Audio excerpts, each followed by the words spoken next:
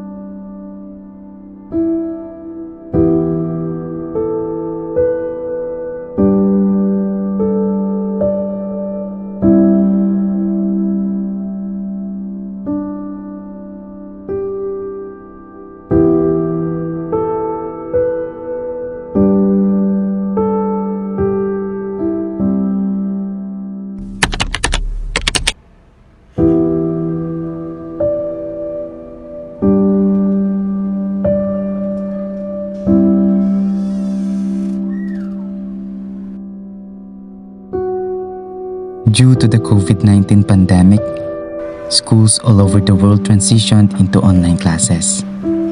The health and safety of everyone is the utmost priority during the pandemic, and online schooling is only the best option during these times. During an online class, students absorb loads of information and face their devices for a long period of time, which is mentally draining. Besides being mentally drained, they also feel exhausted even though they're just seated all day. Virtual learning fatigue is real, and it may lead to anxiety and stress for both students and teachers. Staying focused on online classes is a challenge. Not only the PAUD school works, but students also go through personal problems. With the schools that were forced to close, students may feel more lonely, unmotivated, or discouraged. Because of lack of interaction, students isolated themselves, in which it took a big toll on their mental health. According to the World Health Organization, mental health is a state of well-being in which every individual realizes his or her potential, can cope with the normal stresses of life, can work productively and fruitfully, and can make a contribution to her or his community. So rather than being about what's the problem, it's really about what's going well. Mental health conditions can cause distress, impact day-to-day functioning and relationships, and are associated with poor physical health and premature death from suicide. But it's important to remember that mental health is complex. Mental health is about being cognitively, emotionally, and socially healthy, the way we think, feel, and develop relationships, and not merely the absence of a mental health condition. COVID-19 has rapidly and dramatically altered everyone's lives. The spread of COVID-19 is changing what we consider normal. Social distancing to try to slow the spread of the virus, and in many parts of the world, that also includes shutting down schools and making the switch to online learning. It can be a useful tool to keep education from being interrupted, but the current situation had caused great suffering to people's mental wellness, especially to students. It makes students suffer from maintaining their mental health. Mental health issues have certainly affected students' ability to cope with stresses in their academics. Therefore, working towards better mental health is something that everyone should be concerned with. Nobody among us is a superhuman.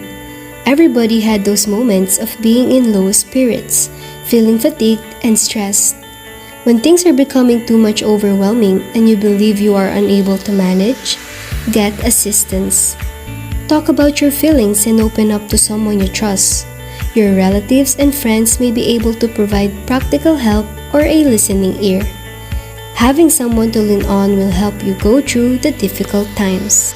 At this point of draining times, students need a good physical state of health as well. The brain needs a mix of nutrients in order to stay healthy and function well, just like the other organs in your body. A diet that's good for the physical health is also good for someone's mental health. Regular exercise may improve one's self-esteem as well as their ability to focus, sleep, and feel better. A good night of sleep, a helpful diet, and regular exercise can help boost the mood and have a positive impact on their mental well-being. Take a break and don't drain yourself. Relax and do something you're good at. Enjoying oneself can help with stress, like doing an activity you enjoy to distract yourself from things that affect your mental well-being. Recovery starts from ourselves. It is not one and done. With the awareness of this mental health risk, we can work towards coping with this challenging situation and reduce the potential impact on our mental health.